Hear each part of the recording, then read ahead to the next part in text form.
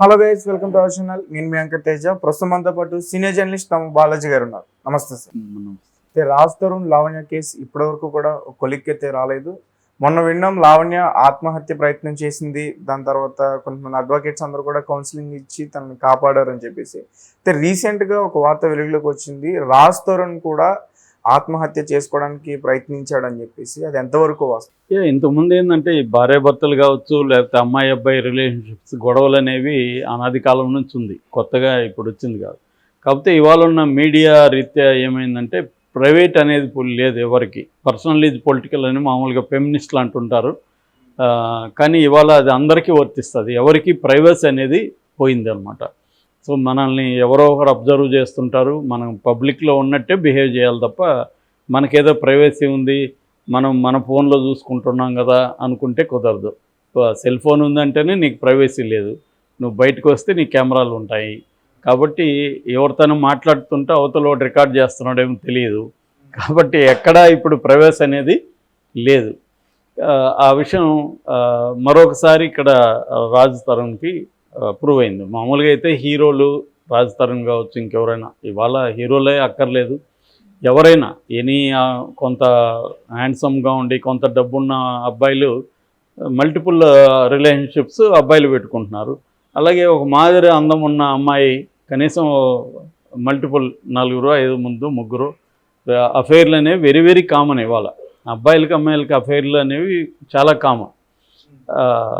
So అలాగా అతను public లైఫ్లో ఉన్నాడు, సినిమా హీరో, కాబట్టి అతనికి ఉండడంలో పెద్ద ఆశ్చర్యం లేదు. అయితే ఇక్కడ లావణ్య ఇష్యూలో ఏం జరిగిందంటే, లావణ్య అనే అమ్మాయి చాలా అర్లీగా అంటే 2014 ఆ ప్రాంతంలో అతని కెరీర్ పెద్దగా సక్సెస్ కానప్పుడే తనతో ఉండడం, వీళ్ళిద్దరూ సహజీవనం అయితే చేశారనేది మాత్రం క్లియర్.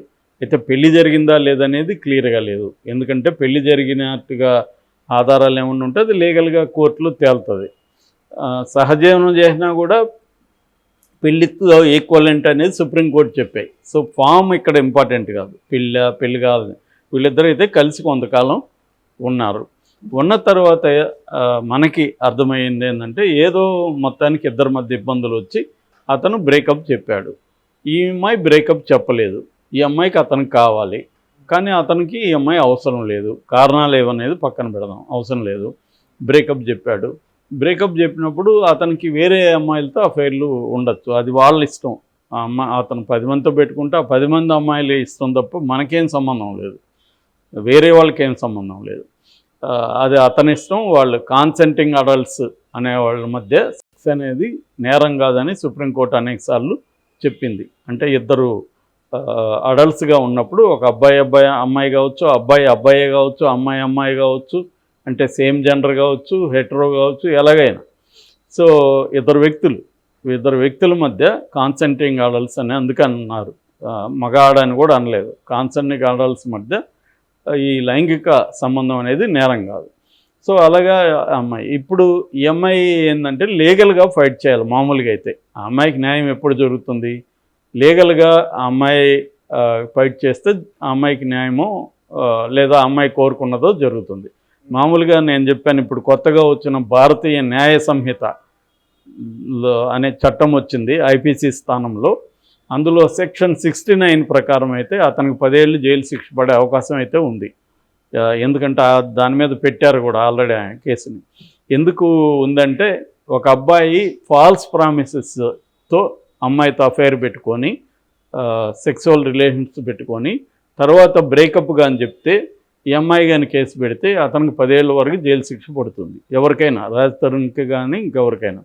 ఆ రకంగా ఈ అమ్మాయి కానీ ప్రూవ్ చేయగలిగితే, ఇతను ఫాల్స్ ప్రామిసెస్ ఇచ్చాడు, నాకు పెళ్లి చేసుకుంటానని చెప్పాడు కానీ నన్ను పెళ్లి చేసుకోలేదు అని కానీ చెప్తే, అది ప్రూవ్ చేయగలిగితే కోర్టులో రాజ్ తరుణ్కి 10 ఏళ్ళు జైలు శిక్ష పడే అవకాశం. 10 ఏళ్ళు అంటే అది హైయెస్ట్, 10 ఏళ్ళు పడుతుందని కాదు, అది జడ్జిని బట్టి ఉంటుంది. ఏదేమైనా 10 ఏళ్ళ వరకు జైలు శిక్ష వేయచ్చు ఎవరైనా అనుకుంటే జడ్జెస్. ఆ చట్టంలో ఉంది, అది ఫైన్ కూడా పడుతుంది.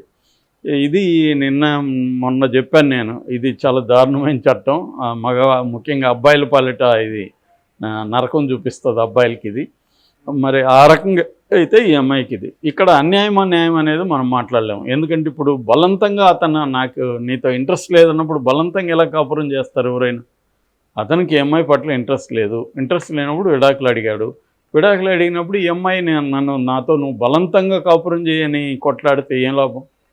అది ఈ అమ్మాయికి కూడా ఏమీ ఉపయోగం లేదు కదా. సో అది కనిపిస్తుంది. అతను వద్దు మొర్రో అంటుంటే నువ్వు నాకు రాజతరుణే కావాలి లేకపోతే నేను చచ్చిపోతానని సమాజాన్ని కూడా అమ్మాయి బ్లాక్మెయిల్ చేస్తుంది. అంటే మీరందరూ వచ్చి నన్ను ఏదో చేసి రాజతరుణ్ తెచ్చేవండి, ఏదో నా బొమ్మ మిస్ అయితే దాన్ని తెచ్చేయండి అన్నట్టుగా ఉంది. కాబట్టి అమ్మాయిలో కూడా మెచ్యూరిటీ కనిపించట్లేదు మామూలుగా. ఇక అడ్వకేట్ ఒక ఆయన దిలీప్ శంకర, కళ్యాణ్ దిలీప్ శంకర, అతని మీద కూడా తీవ్ర విమర్శలు వచ్చాయి. అతను కావాలనే ఇది సెలబ్రిటీ కేసు కాబట్టి రంగంలో దిగాడు. మేము చాలామంది ఫ్రీగా చేయరా బాబు మా పేదవాళ్ళు అంటే అతను ఫోన్ కూడా తీయడు, మెసేజ్కి రిప్లై కూడా ఇయ్యడు, ఇక్కడేమో వచ్చి నీతులు మాట్లాడుతున్నాడు అని అంటారు. లాయర్ అన్నాక అతని వైపు నుంచి ఆలోచించినప్పుడు అతను తప్పేం లేదు. సెలబ్రిటీ కేసులు తీసుకుంటాడు, తప్పేముంటుంది. ఎందుకంటే అతను పాపులర్ కావాలి, అతను వృత్తిది. ఇప్పుడు ఎవరికైనా సెలబ్రిటీకి వైద్యం చేస్తే ఆ వైద్యుడు పేరు వస్తుంది.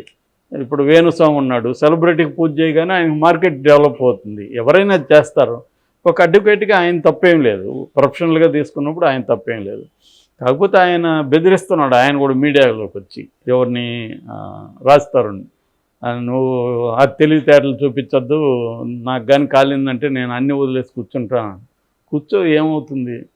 కాబట్టి ఇవన్నీ ఏంటంటే ఎవడో అమాయకులను బెదిరించినట్టుంది. అడ్వకేట్ కూర్చుంటే ఏమైపోతుంది? అన్నీ వదిలేసి మహా అయితే కేసు అవుతుంది, అరెస్ట్ అవుతాడు, బెయిల్ మీద బయటకు వస్తాడు. ఇంతే కదా జరగబోతుంది ఈ కేసులో. అతను ఏమీ నేరం చేశాడు, అతనికి ఈ అమ్మాయితో కొంతకాలం కాపురం చేశాడు, ఇష్టం లేదు. సో అతని వైపు నుంచి ఆలోచించినప్పుడు రాజతరుణ్ది అంటే నాకు ఇష్టం లేకుండా ఇదేమన్నా లైఫ్ ఇంప్రిజన్మెంటా?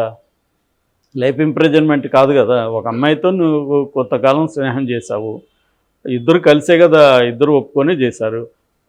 ఇప్పుడు అతనికి ఇష్టం లేదు. ఇష్టం లేదన్నప్పుడు విడాకులు ఇవ్వాలి తప్ప, లేదా లీగల్గా తీసుకోవాలి తప్ప బయటకు వచ్చి నేను నీ అంత చూస్తాను, ఇది బ్లాక్మెయిలే కదా, నేను ఆత్మహత్య చేసుకుంటాను అని ఈ అమ్మాయి చెప్పడం కూడా నిజానికి అమ్మాయి మీద కూడా కేసు పెట్టచ్చు ఇవాళ.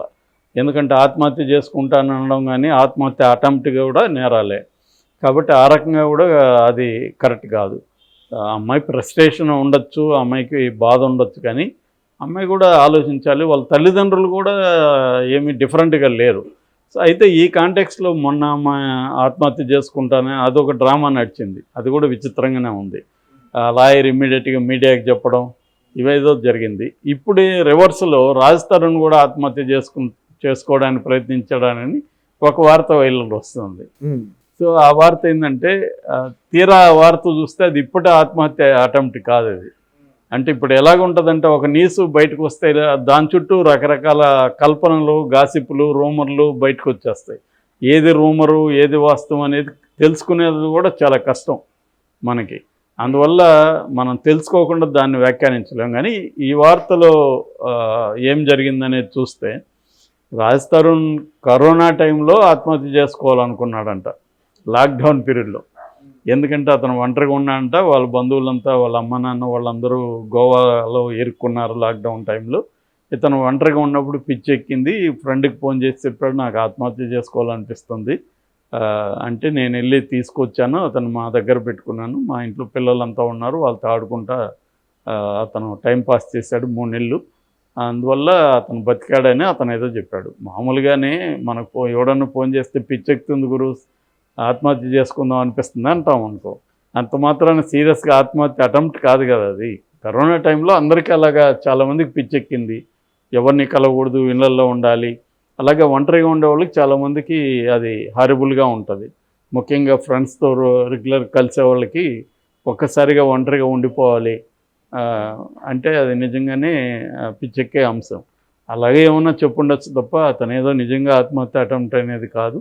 రాజతరుణ్ కూడా దీన్ని గట్టిగా ఎదుర్కోవడానికి అతను ట్రై చేస్తున్నాడు. ఫైనల్గా ఇదేం జరగకపోవచ్చు, కొంతకాలం సెన్సేషన్ అయ్యి మళ్ళీ సర్దుకుంటుంది.